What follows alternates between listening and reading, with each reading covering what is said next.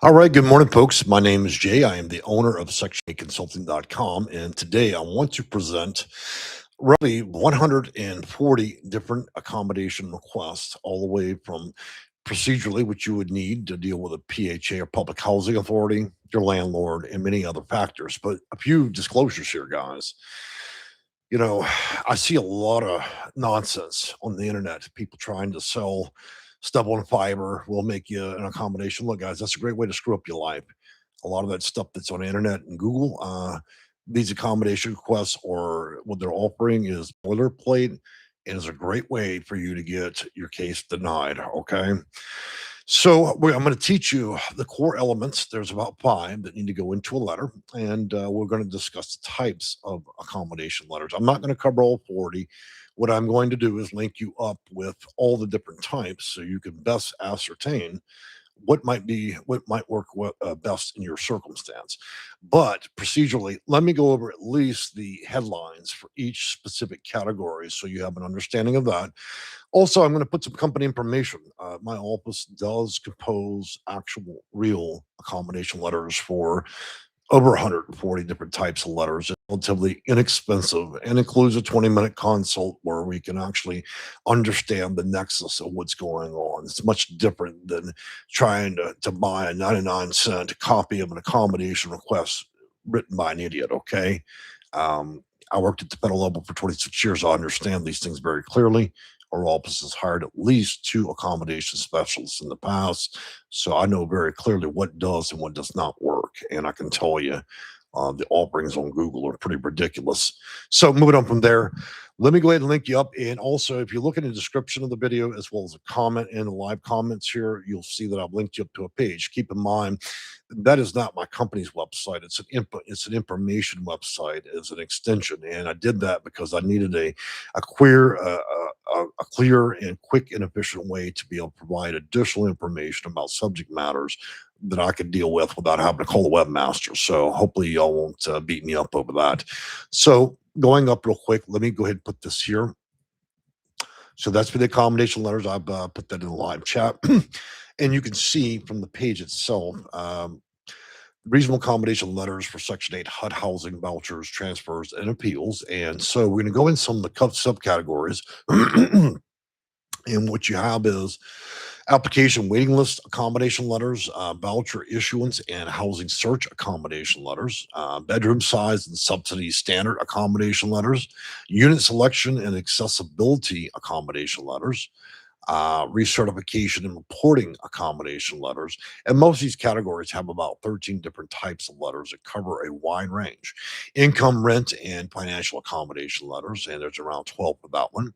Accommodation composition and letters, and those there's about 10 subjects there.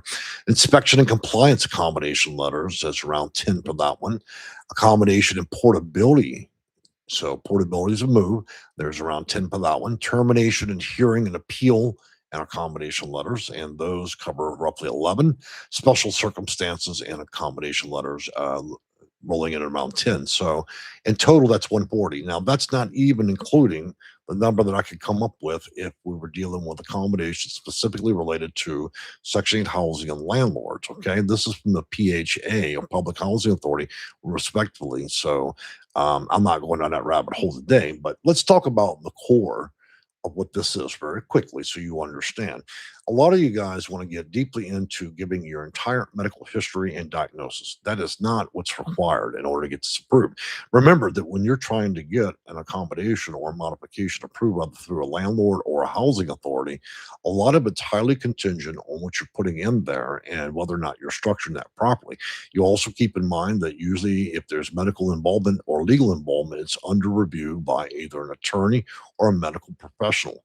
So simply running to your local doctor at the clinic and have him write something out. Keep in mind, doctors go to school to be doctors. They don't write accommodation letters. And often the letters they send you guys packing with is not sufficient to meet the standard. Just because they vouch for you does not mean the PHA is going to approve it. That's why we need to go into what's needed in order to meet the requirements to actually succeed in your approval. This is another reason why 100% of all accommodation letters, including templates, issued all over Google, everywhere from Fiverr to every other sales agency, is all bullshit. Okay, because these things will never get approved that way. Uh, Anyways, let's move on here. So I made some notes for you guys for accommodation letter, housing, Section 8 HUD, landlords, housing authorities, and employers. The goal is usually not to prove the entire medical history or diagnosis. The goal is generally to establish enough information to support the request. You guys writing 10-page letters is not going to be sufficient, and you're going to end up creating more problems for yourself than anything. I would recommend at no greater length that would it be a page and a half. Now, I'm not suggesting you cannot attach medical proof, legal proof, and other proofs to the letter where you say see more, but the letter itself should really not exceed a page, more than a page and a half or two. Okay. Most accommodation letters try to establish these core elements. A person has a qualifying condition or a limitation, usually confirmed by a licensed professional when required, and that's always required. And you're always going to want to attach that. If you're very smart about this, in addition to your accommodation request, you will also get a medical accommodation written up. In other words, something your medical professional, your psychiatrist, or otherwise can actually sign off on. It guides them better. So, for instance, many of my clients will come to me and say, Jay, besides the accommodation request I'm submitting to PHA, I'd also like to frame up the letter and just have the doctor sign it. And that's a much smarter play because, again, doctors and physicians do not go to college to figure out how to write out accommodation letters, supporting evidence. So sometimes you have to lead the doctor or psychiatrist or even sometimes the attorney into developing the supporting letter that you're attaching to it properly. If not, then it was not going to meet nexus. And let's talk about that. So going back to my notations here, a person with a qualifying condition or limitation, um, and then there's a functional limitation or a housing related need. Explain how the condition affects daily life, access, safety, health, mobility, communication, caregiving, or elect. Focus on impact, not the diagnosis details. Number three, there is a connection of nexus between the limitation and the request. This is often the most important part because of a limitation or why the accommodation is necessary. And so, number four, the request accommodation is reasonable and related to the need. Explain why the request addresses the barrier. It should be specific and very practical, not a life story. Okay. Uh, and number five, accommodation is necessary to prove equal access or meaningful use, particularly important in housing and disability accommodation context. So the simpler formula would be condition limitation equals function and impact equals request for the accommodation and why it helps. Now, of course, when you deal with accommodation letters, one thing I'm going to suggest to you is at the very bottom, if it's a direct accommodation to the PHA to make that request, then you probably want to include a little bit of legal language.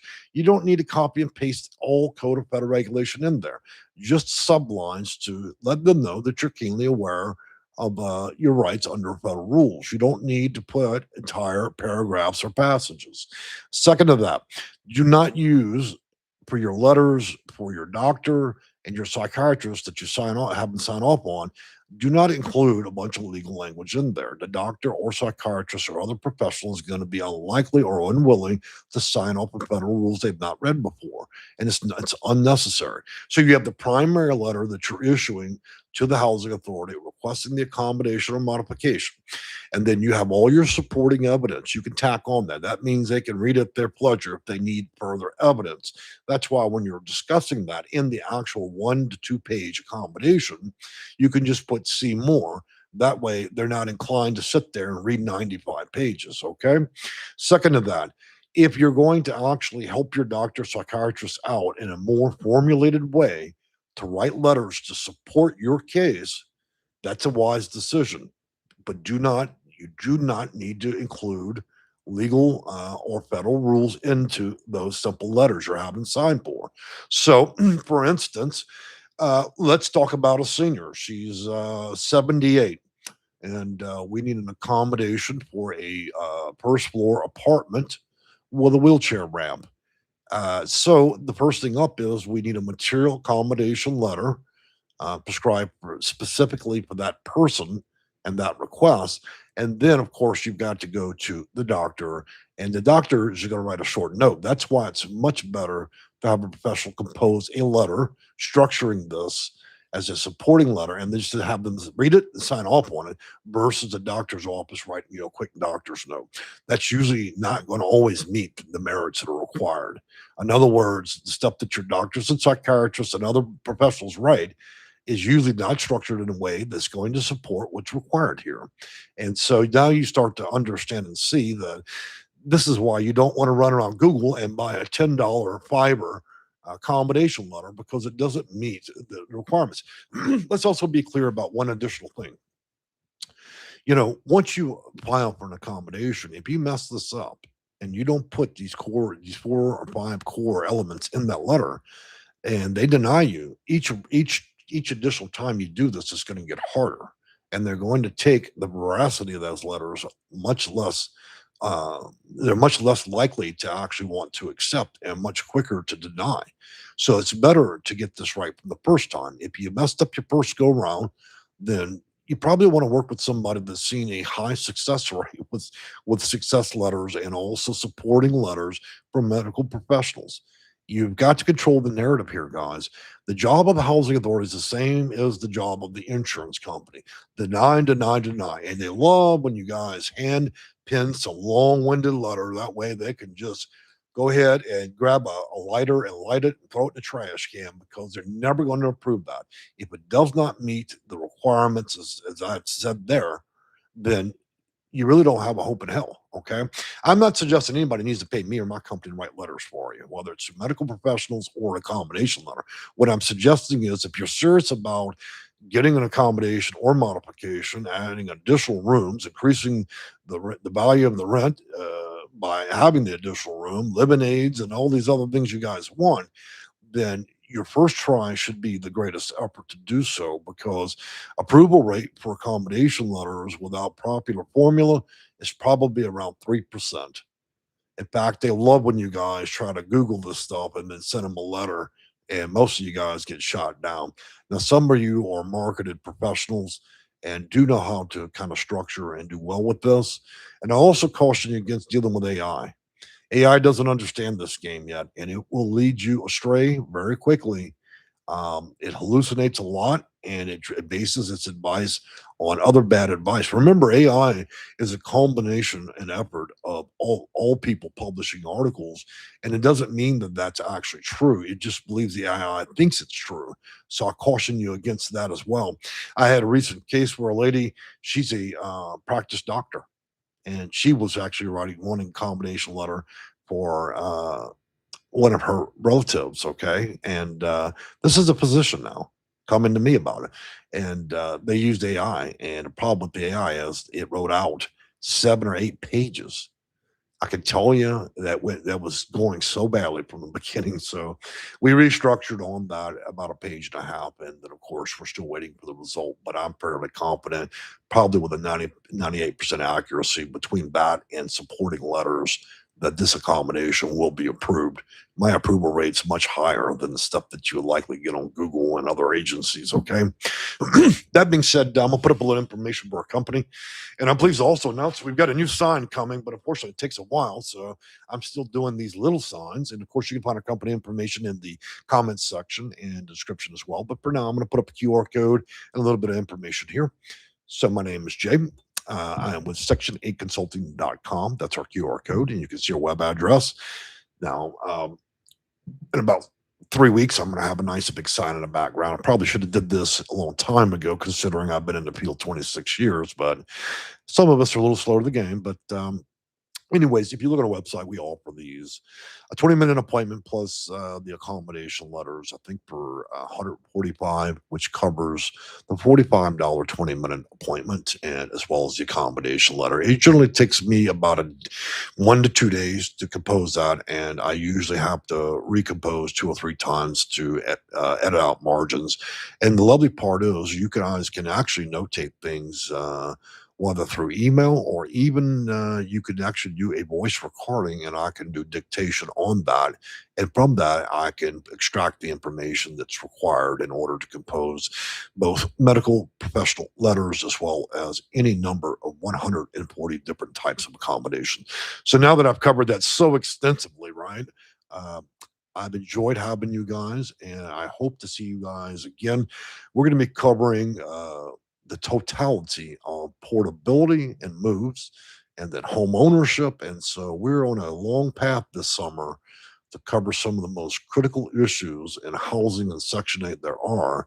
And I'm pleased to be able to put this in a much better format than previous years. As you know, I've made probably, 2,000 videos or more over the last 15 years. So I'm quite excited to be able to upgrade the game a bit. I'm going to comments real quick and then I'm going to let everybody go. Good morning, Lori Clinton. And Silver Fox, good morning. Thank you. And Lori goes on. Jay is the Housing Choice Voucher Homeownership Guidebook from 2022 valid. I'd have to check into that because they keep making modifications to that. I always direct people back to Code of Federal Regulation when it deals with that to get the most current copy. But in some cases, federal procedures in CFR can be as up to 8 years old before it's irrelevant. So I'd have to check on that for you. All right, guys, I've enjoyed making the video. Thank you for the few of you that showed up for our accommodations requests and explanation and a little bit of teaching here. And we hope to see you again. Thank you. Goodbye.